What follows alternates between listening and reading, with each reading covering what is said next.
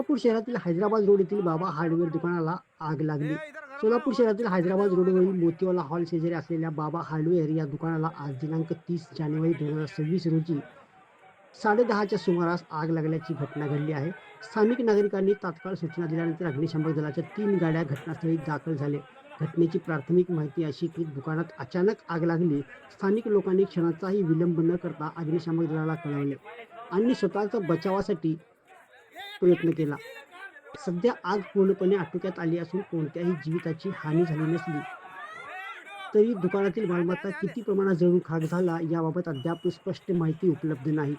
नुकसानाचे प्राथमिक अंदाजे मूल्यमापन सुरू असून अधिक तपासणी सुरू आहे. आग लागल्याने नेमके कारण अद्याप समजलेले नाही. पोलीस आणि अग्निशामक दल यांच्या पथकाकडून तपास सुरू आहे. या घटनेमुळे परिसरात प्रचंड गर्दी झाली होती.